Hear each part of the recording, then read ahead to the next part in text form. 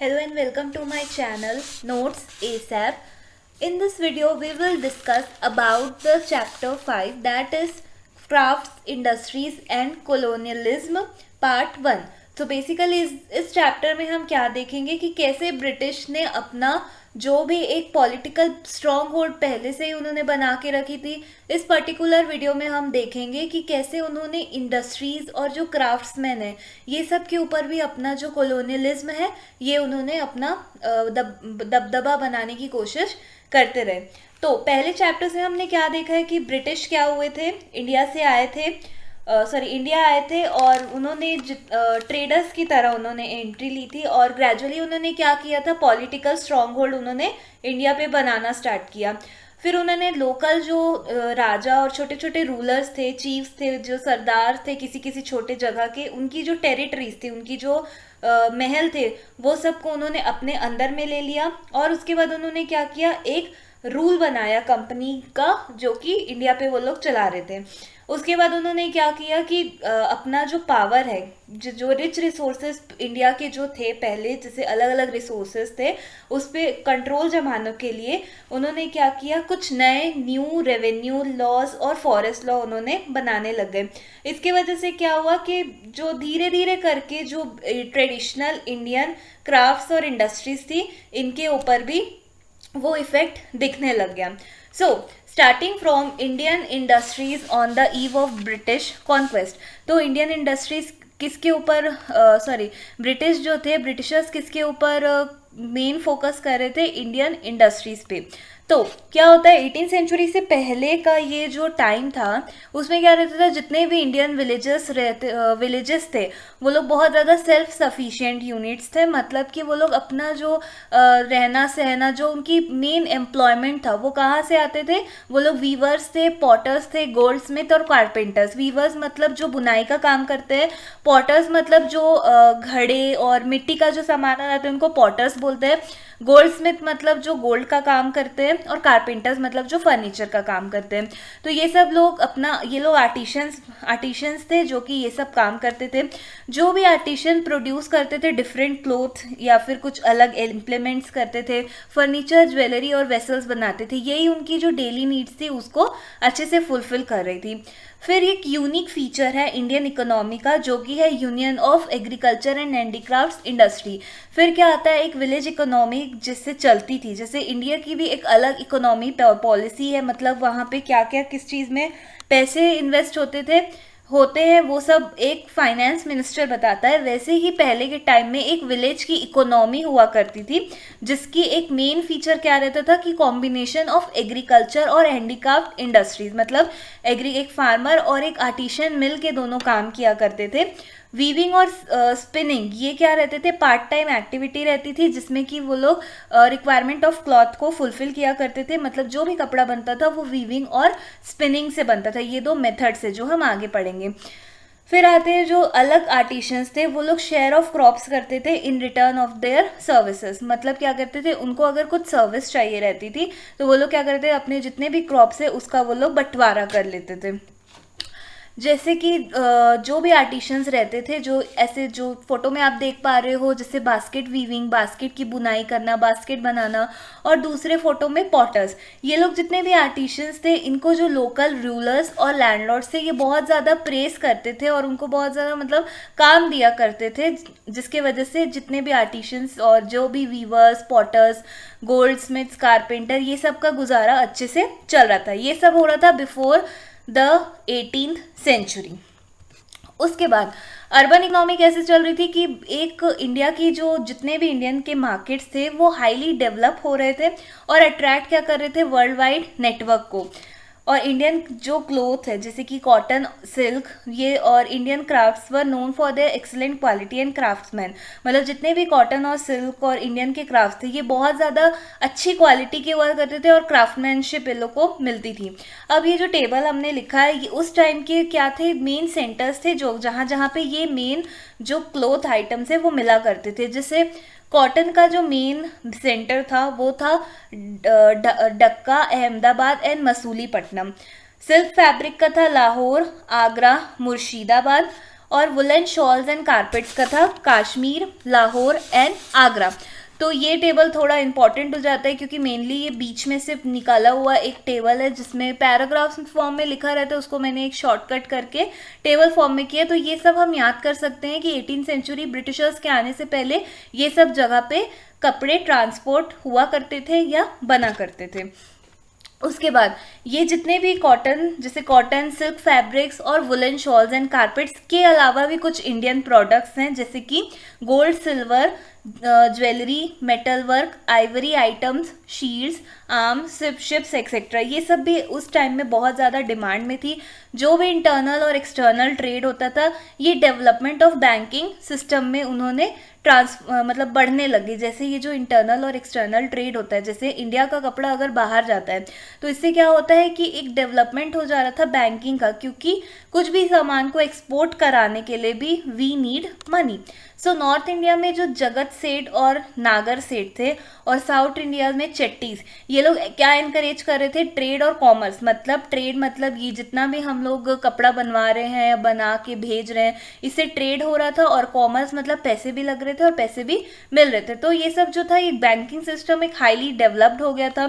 फिर उसके बाद क्या होता है, थिंग्स ग्रेजुअली हमारी चेंज होने लगती हैं। कैसे? तो ब्रिटिश का इमर्जेंस होना स्टार्ट हो जाता है Indian soils, that is in 18th century.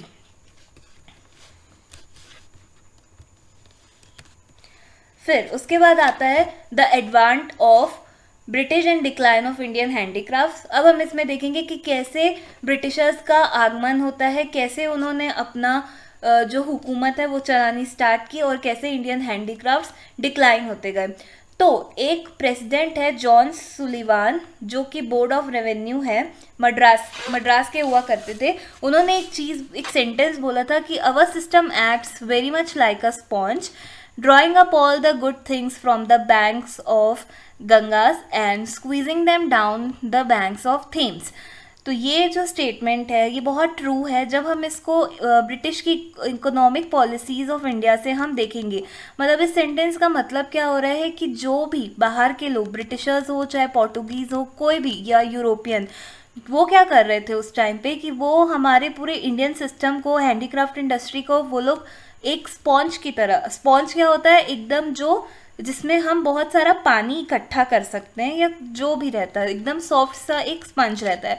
तो ये जो सिस्टम था उस टाइम का, वो एक स्पॉन्ज की तरह काम कर रहा था। मतलब जितनी भी अच्छी चीज़ें, जो कि उसका ये थोड़ा सटायरिक व्यू में है, जैसे कि जितनी भी अच्छे रिसोर्सेज थे इंडिया में, वो एक साथ ब्रिटिशर्स एकदम स्क्वीज कर ले रहे थे स्पॉन्ज में, और उसी को जाके कहाँ दूसरी जगह, मतलब जो बैंक्स ऑफ थेम्स है, मतलब थेम्स इंग्लैंड की एक रिवर का नाम है, वहाँ जाके इंग्लैंड में वो लोग जितने भी अच्छे रिसोर्सेज इंडिया से वो लोग अडॉप्ट करते थे, वो बाहर जाके लंदन या जो भी इंग्लैंड, ब्रिटिश लोग जाके उसको वहाँ यूज़ करते थे। तो ये स्टेटमेंट का मतलब ये हुआ। अब क्या होता था, इंडियन हैंडीक्राफ्ट्स और टेक्सटाइल बहुत ज़्यादा पॉपुलर हो चुके थे यूरोप में और ब्रिटिश मार्केट में। जितने भी ईस्ट इंडिया के कंपनी के जितने भी ऑफिशियल्स थे, ये लोग क्या करते थे, इंडिया से चीप रेट्स में प्रोडक्ट्स खरीदते थे और फिर वही जाके अपने देश में, यूरोपियन या ब्रिटिश कंट्रीज़ में जाके उसी को हाई रेट्स में बेचते थे, जिससे उनका बहुत ज़्यादा प्रॉफिट हो रहा था। अब हम लोग कुछ टाइप्स ऑफ इंडियन टेक्सटाइल्स देखते हैं इन यूरोपियन कंट्रीज़। सबसे पहले क्या था, मसलिन। मसलिन एक प्लेस मौसूल जो कि इराक में है, वहाँ से डिराइव किया गया है, जहाँ पे अरब मर्चेंट्स इसको सेल करते थे fine quality Indian cotton cloth बोल के। तो ये इसमें मसलिन में आप देख सकते हो, ये इमेज दिख रही है आपको, ये एक इंडियन स्कार्फ है जो कि एम्ब्रॉयडर्ड है at Dhaka on white muslin. उसके बाद मसलिन में याद रखने की बात यह है कि उसका जो वर्ड है वो कहाँ से डिराइव किया गया है। तो ये एक मौसूल जो कि इराक में एक जगह है, वहाँ से मसलिन का नाम डिराइव किया गया है। फिर आता है सेकंड, चिंट्स। चिंट्स क्या हो जाएगा, एक ऐसा प्रिंटेड कॉटन टेक्सटाइल जिसमें कि बहुत सारे मल्टी कलर्स रहते हैं। इमेज में आप देख पा रहे हो बहुत सारे मल्टी कलर्ड है इस पिक्चर में, जैसे कि येलो, ऑरेंज, रेड, ये सब। उसके बाद क्या है, और ये कॉटन का कपड़ा है। फिर ये जो चिंट्स है वो उसका नाम चिंट, जिसका मीनिंग रहता है एक क्लोथ विथ कलरफुल फ्लावरली डिज़ाइन, मतलब कलरफुल भी रहता है और इसमें बहुत सारे फ्लावरली डिज़ाइंस भी रहते हैं। उसके बाद ये जो वर्ड है चिंट्स, ये हिंदी वर्ड से डिराइव किया गया है। अब ये कहाँ कहाँ पे प्रोड्यूस हुआ करता था, तो मसूलीपट्टनम और आंध्र प्रदेश में चिंट्स का प्रोडक्शन होता था। अब थर्ड आता है कैलिको। कैलिको हमारा जो वर्ड है वो कैलीकट से अडॉप्ट किया गया है। कालीकट वही जगह है जहाँ से पोर्टुगीज फर्स्ट टाइम इंडिया में एंटर किए थे थ्रू सी रूट, तो वही कालीकट से उन्होंने इसको खरीदा और फिर जब वो अपने देश वापस गए तो उसने उनको कालिको कर दिया था। ये क्या होता है, एक प्लेन वाइट अनब्लीच्ड कॉटन फैब्रिक, जैसे देख पा रहे हो आप वाइट इमेज में दिख रहा होगा, वाइट कलर का कुछ प्लेन कपड़ा है जो कि अनब्लीच्ड है कॉटन फैब्रिक से। कॉटन फैब्रिक का ये एक प्लेन वाइट कपड़ा है। फिर आता है फोर्थ नंबर में पटोला। पटोला जो प्रोड्यूस हुआ करता था, ये हुआ करता था सूरत, अहमदाबाद एंड पाटन में। ये एक traditional floral and animal prints हुआ करती थी, मोस्टली इन ब्लॉक्स। तो ये सब आप देख सक रहे हो इमेजेस में, आप इसको डिफ्रेंशिएट कर पा रहे हो। मेनली इसमें हम लोग को इम्पॉर्टेंट ये है कि कहाँ पे प्रोडक्शन हुआ करता था, या फिर ये जो वर्ड है वो कहाँ से डिराइव किया गया है, या उस कपड़े की क्या किस टाइप की क्वालिटी है। फिर आता है bandana.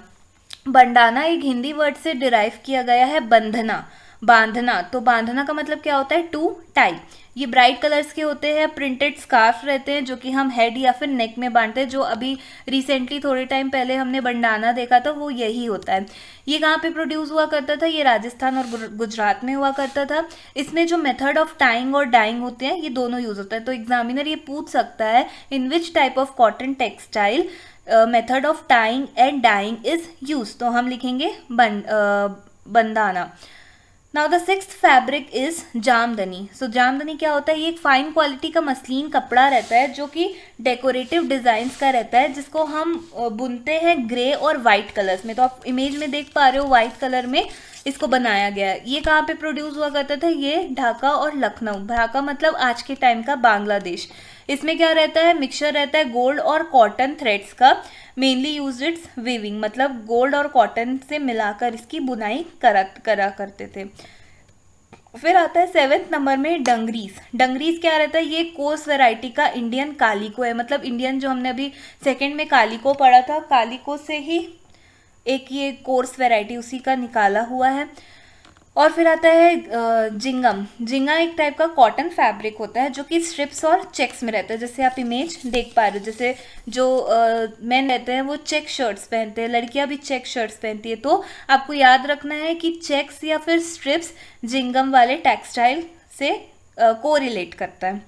And the last one is siasakar. Siasakar क्या होता है, एक बहुत ही पतला और लाइट फैब्रिक रहता है जिसमें स्ट्रिप्ड पैटर्न्स रहते हैं। तो जैसे आप देख पा रहे हो लाइट कलर का भी है, थिन भी है और स्ट्रिप्स बनी हुई है। अब स्ट्रिप्स और चेक्स बोलेगा तो जिंगम आंसर रहेगा, और अगर पूछता है very thin and light fabric with striped pattern, striped type का पैटर्न है, तो हमारा आंसर हो जाएगा siasakar. So that's it for this video. I hope आपको ये चैप्टर अच्छे से समझ आया होगा। थोड़ा सा स्लो मैंने स्टार्ट किया क्योंकि बहुत सारी चीज़ें समझने वाली थी, जैसे कि कैसे ब्रिटिशर्स के आने से पहले इंडियन क्राफ्ट्समैन अपना काम चलाते थे, कैसे उनके आने के बाद क्या क्या चीज़ें हुई, और हमने डिफरेंट टाइप्स ऑफ हमने कॉटन के टेक्सटाइल्स देखे जो कि यूरोपियन कंट्रीज़ में बेचे जाते थे। तो that's it for this video. I hope आप लोग को समझ आया होगा। Please like, share and subscribe my channel, and if you have any doubts regarding this topic you can comment on the comment box and I'll let you clear all your doubts. So thank you for watching.